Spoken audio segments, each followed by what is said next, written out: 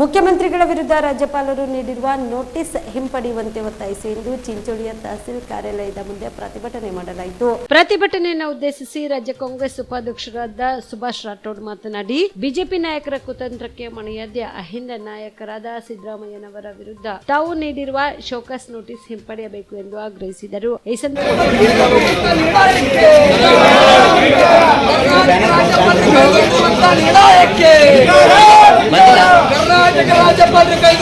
ಮಾಧ್ಯಮದವರು ಎದುರಿರೋದ್ರಿಂದ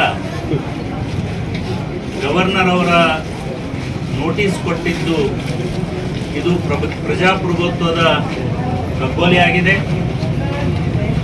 ಸಂವಿಧಾನದ ಕಗ್ಗೊಲೆಯಾಗಿದೆ ಮತ್ತು ಕರ್ನಾಟಕ ರಾಜ್ಯದ ಜನರ ಸ್ವಾಭಿಮಾನಕ್ಕೆ ದ್ರೋಹ ಬಂದಂಗಾಗಿದೆ.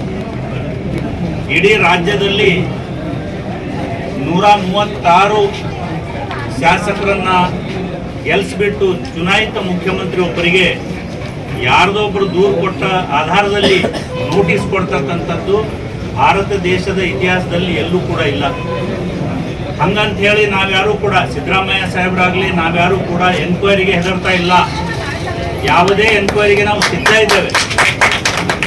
ಆದರೆ ಯಾವುದೇ ರೀತಿಯ ಇನ್ವಾಲ್ವ್ಮೆಂಟ್ ಇರದೇ ಇದ್ರೂ ಕೂಡ ಇದು ಬಿಜೆಪಿಯ ಹೈಕಮಾಂಡ್ ಮೇಲಿನ ಅಣತಿಯಂತೆ ಕೇಜ್ರಿವಾಲ್ರಿಗೆ ಯಾವ ರೀತಿ ತೊಂದರೆ ಕೊಡ್ತಾ ಇದ್ದಾರೆ ಅದೇ ರೀತಿಯ ತೊಂದರೆ ಸಿದ್ದರಾಮಯ್ಯನವರಿಗೆ ಕೊಡಬೇಕು ಅಂತ ಹೇಳಿ ಮೋದಿ ಸಾಹೇಬರು ನಿರ್ಧಾರ ಮಾಡಿ ಗವರ್ನರ್ ಮುಖಾಂತರ ಈ ತೊಂದರೆ ಶುರು ಮಾಡಿದ್ದಾರೆ. ಆದರೆ ಕರ್ನಾಟಕದ ಜನತೆ, ಕರ್ನಾಟಕದ ಸ್ವಾಭಿಮಾನಿ ಜನತೆ ಇದಕ್ಕೆ ತಕ್ಕ ಉತ್ತರ ಕೊಡ್ತಾರೆ ಅಂತ ಹೇಳಿ ನಾನು ತಮ್ಮ ಮೂಲಕ ಅವರಿಗೆ ಎಚ್ಚರಿಕೆ ಕೊಡ್ತಾ ಇದ್ದೇನೆ.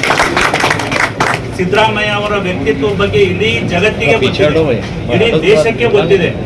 ಅವರು ಭ್ರಷ್ಟಾಚಾರ ಮಾಡಿದ್ದು ತಮ್ಮ ಚೀಫ್ ಮಿನಿಸ್ಟರ್ ಅವಧಿಯಲ್ಲಿ ಅಲ್ಲ, ಇದು ವಿರೋಧಿಗಳು ಕೂಡ ಒಪ್ತಾ ಇದ್ದಾರೆ. ಅವರು ಎಲ್ಲಿ ಭ್ರಷ್ಟಾಚಾರ ಮಾಡಿದ್ದಾರೆ ಅಂತ ತೋರಿಸ್ತಾ ಇದ್ದಾರೆ.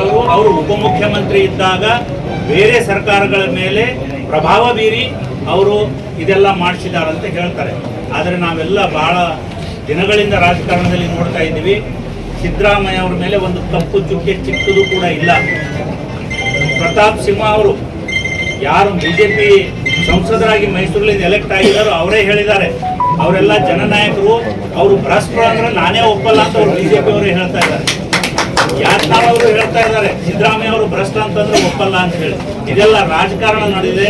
ಆದ್ರೆ ನಾವೆಲ್ಲ ಅಹಿಂದ ಒಕ್ಕೂಟದ ಎಲ್ಲ ಸಂದರ್ಭದಲ್ಲಿ ಅಬ್ದುಲ್ ಬಸೀದ್, ಹನುಮಂತ ಪೂಜಾರಿ, ಸೈಯದ್ ಶಬೀರ್, ಮಹಮೂದ್ ಪಟೇಲ್, ಲಕ್ಷ್ಮಣ್ ಅವಂಟಿ, ಸಂತೋಷ್ ಗುತ್ತೇದಾರ್, ಅನಿಲ್ ಜಮಾದಾರ್ ಸೇರಿದಂತೆ ಅನೇಕ ಕಾಂಗ್ರೆಸ್ ಪಕ್ಷದ ಕಾರ್ಯಕರ್ತರು, ಮುಖಂಡರು ಭಾಗಿಯಾಗಿದ್ದರು. Sanjeev Kumar Patil, on spot news, Chincholi. Kamareddy ortho ಮತ್ತು ಟ್ರಾಮಾ ಕೇರ್ ಆಸ್ಪತ್ರೆ, ಕಲಬುರಗಿ. Doctor S B. ಕಾಮರೆಡ್ಡಿ ಹಾಗೂ ಡಾಕ್ಟರ್ ಪ್ರತಿಮಾ ಎಸ್. ಕಾಮರೆಡ್ಡಿ ಸಾರಥ್ಯದಲ್ಲಿ ಕಳೆದ 11 ವರ್ಷಗಳಿಂದ ಸಾವಿರಾರು ರೋಗಿಗಳಿಗೆ ದಿನದ 24 ಗಂಟೆ ತುರ್ತು ಸೇವೆ ನೀಡಿದ ಶ್ರೇಯಸ್ಸು. ಆರ್ಥೋ ಚಿಕಿತ್ಸೆಗೆ ನುರಿತ ವೈದ್ಯರ ತಂಡ, neuro surgery, joint replacement surgery, interventional pain clinic, plastic surgery, facial maxillo surgery, ದಿನದ 24 ಗಂಟೆ ಲ್ಯಾಬ್ ಸೌಲಭ್ಯ, ದಿನದ 24 ಗಂಟೆ ಮೆಡಿಕಲ್ ಸೌಲಭ್ಯ, ಡಿಜಿಟಲ್ ಎಕ್ಸ್ರೇ, ದಿನದ 24 ಗಂಟೆ ಬ್ಲಡ್ ಬ್ಯಾಂಕ್ ಸರ್ವಿಸ್, ದಿನದ 24 ಗಂಟೆ ಆಂಬ್ಯುಲೆನ್ಸ್ ಸೌಲಭ್ಯ. ಹೆಚ್ಚಿನ ಮಾಹಿತಿಗಾಗಿ ಸಂಪರ್ಕಿಸಿ ಸರ್ಕಾರಿ ಐಟಿಐ ಕಾಲೇಜು ಮುಂಭಾಗ, ಕಾಮರೆಡ್ಡಿ ಆರ್ಥೋ ಮತ್ತು ಟ್ರಾಮಾ ಕೇರ್ ಆಸ್ಪತ್ರೆ, ಕಲಬುರಗಿ. Phone number 084722566163.